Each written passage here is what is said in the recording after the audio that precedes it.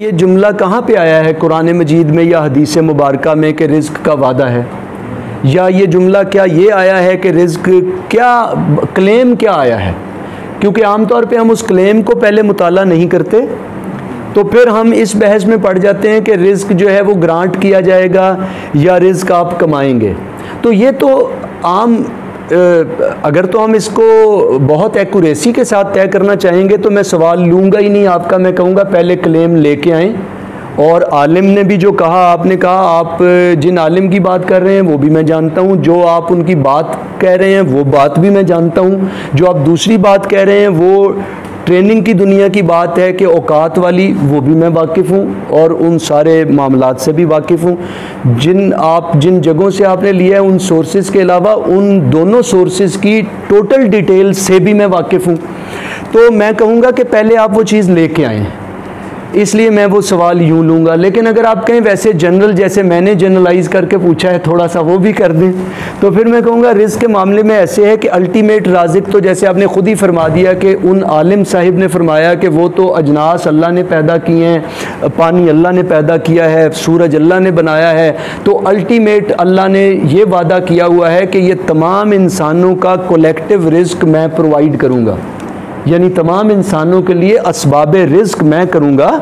और उसके बाद फिर बंदों को ड्यूटीज़ दी हैं और उनके अंदर पोटेंशल रखा है। यानी मेरे ख्याल में जो आप कहना चाह रहे हैं या पूछना चाह रहे हैं, मेरा ज़ाती तमाम पढ़े लिखे की बुनियाद पे, सीखे सिखाए की बुनियाद पे जो कंक्लूजन मेरे अंदर है वो मैं अपनी राय बयान कर देता हूँ कि तमाम कायनात के अंदर रिज़्क के असबाब हक़ ताला ने पैदा फरमाए हैं। उसके बाद इंसानों ने अपनी मेहनत करनी है और काम करना है और जद्दोजहद करनी है।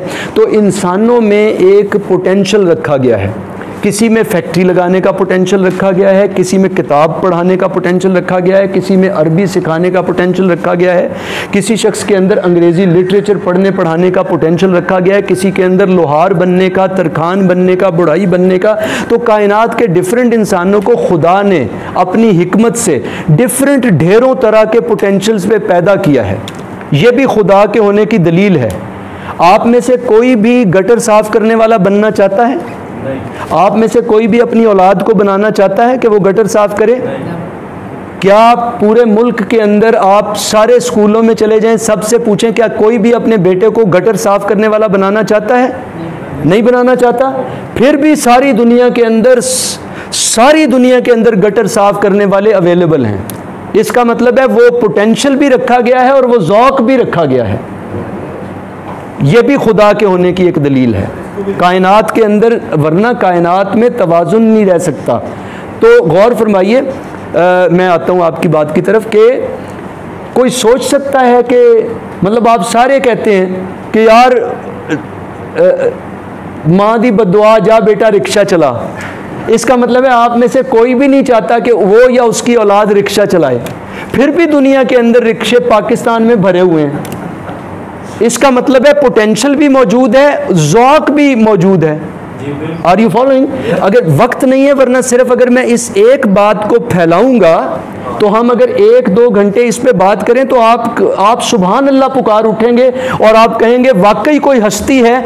ये कैसे इत्तेफाक हो गया कि कोई भी जो काम नहीं करना चाह रहा बज़ाहिर, उसका भी दुनिया में कोई डेफिशिएंसी नहीं होती, उसकी भी दुनिया में कोई स्केर्सिटी नहीं होती, उसका भी दुनिया के अंदर कोई बहरान पैदा नहीं होता। मसलन देखिए ना, सुई का ज़ौक़ भी मौजूद है, जहाज़ का ज़ौक़ भी मौजूद है, गाड़ी का ज़ौक़ भी मौजूद है, साइकिल का ज़ौक़ भी मौजूद, मतलब लकड़ी चाहिए तो लकड़ी के ज़ौक़ वाले लोग मौजूद हैं, कुर्सी चाहिए थी तो उसके फर्नीचर बन रहा है, पंखा हो सकता है आप में से कोई कहे नहीं मैं इंजीनियरिंग में नहीं इंटरेस्टेड, लेकिन तुसी नहीं हो पर कुछ हैगे ने। आपके मैं मेडिकल से मुझे नफरत है, मैं तो मुझे बदबू आती है, मैं तो एंटर ही नहीं हो सकता हॉस्पिटल, लेकिन मैं नहीं। तो रिज़्क के लिए अल्लाह ताला ने बंदों में पोटेंशियल रखा और अपनी दुनिया के अंदर असबाब रखे और इंसानों को कुछ मेहनत और काम और कुछ गोल्स और टारगेट्स जो आप so called self help classics वगैरह में बनाते हैं वो बताया। वो सारा ज़बरदस्त है, आप उस तरीके से वो सारे काम करते हैं। फिर क्या वो सारे काम करने से बंदे खुदा बन जाते हैं? नहीं बनते। कभी कभी वो सारे कमाते हैं तो उतना आ जाता है जितना वो टारगेट करते हैं, कभी उससे डबल आ जाता है, कभी उससे हाफ आ जाता है, कभी नहीं आता, कभी बहुत आ जाता है, कभी थोड़ा सा करते हैं ज़्यादा। क्या मुशाहदा गवाह नहीं है? तो फिर इस अंदाज में भी, इसलिए इस तरह का जुमला कि हर एक को जो मिल रहा है बस उसकी औकात मिल रही है, ये जहालत पे मबनी जुमला है। इसका पॉजिटिव डायमेंशन बस इतनी है, इसकी पॉजिटिव डायमेंशन, ये असल में एक मशहूर क्लिप है जो मिलियंस पीपल ने देखा है, जो इन्होंने मुझे भी भेजा था, कि इंसान जो कुछ भी कमाता है वो उसकी औकात है। तो वो एक जहालत और मफरूज़े और एक कम अकली पे मबनी बात है ये, अगर इसको, क्योंकि उन्होंने एब्सोल्यूट पैराए में ये बात की हुई है। तो एक शॉर्ट पैराए में ये बात ठीक है, यानी इसका एक थोड़ा सा शेड ले लिया जाए तो ये बात सही है कि मसलन आप काबिल होंगे, मेहनत करेंगे, गोल बनाएंगे, टारगेट बनाएंगे, कोशिश करेंगे, हिम्मत करेंगे, स्किल्स को ब्रश अप करेंगे तो आपके इम्कानात पैदा हो जाएंगे, क्योंकि ये सारा सिस्टम खुदा ही ने गाइड किया है। अल्लाह ने और अल्लाह के रसूल ने जैसे बताया कि भाई हमने यूं सोर्सेज पैदा कर दिए, पोटेंशियल पैदा कर दिया, मिजाज बना दिए, अब कायनात का निज़ाम चलना है और हमने इम्तिहान की स्कीम बनाई और इस स्कीम के अंदर इंसानों ने चलना है और यूं उन्होंने कोऑपरेट करना है, मिलना मिलाना है और तरक्की करनी है और आगे बढ़ना है। लेकिन ये कि हर इंसान को उसकी औकात के मुताबिक ही मिल रहा है। तो मसलन आपने कैसे तय किया कि भुट्टो के बेटे को और जरदारी साहब को और बिलावल साहब को उनकी औकात के मुताबिक मिल रहा है? मसलन कौन सी मशीन ये तय कर रही है कि इमरान खान साहिब को वज़ीर आज़म की सीट पे होना चाहिए?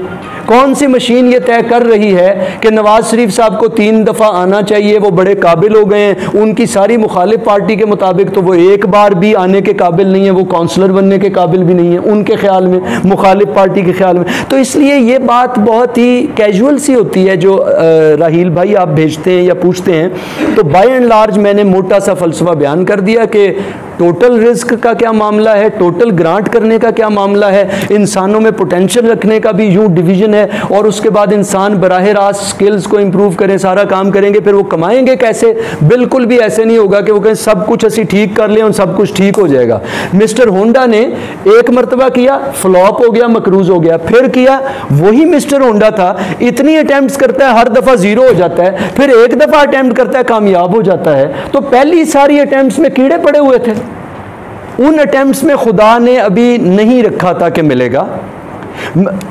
अगर कोई भी अरबपति पाकिस्तान का निकाल लें तो उसे जितना पैसा उसने कमाया, मेरे ख्याल में तो आप में से कई लोग उससे कई गुना ज़्यादा ज़हीन भी हैं, रिफाइंड भी हो सकते हैं, ग्रूम्ड भी हो सकते हैं। आप अभी, मैं वक्त हो 1-2 घंटे हो तो मैं नाम ले लेके कोट कर दूंगा, ऐसे गलती से मेरे मुंह से जैसे अभी निकल गया, 1-2 पॉलिटिकल पार्टीज़ के लोगों के नाम निकल गए, तो आप हिसाब लगाएंगे तो आपकी आंखें गवाह होंगी, आपका मुशाहदा गवाह होगा कि कई दफ़ा किस किस दर्जे के लोग बहुत एवरेज लाइफ गुजार रहे होंगे माली एतबार से, या अगर रिस्क को माल के पैराए में देख रहे हैं तो फिर एक और पहलू रिस्क का ये है कि रिस्क आंखें भी हैं, रिस्क बीनाई भी है, रिस्क विजडम भी है, रिस्क दानिश भी है, रिस्क तो फिर बहुत वसी है, औलाद भी रिस्क है ना, सलाहियत भी रिस्क है।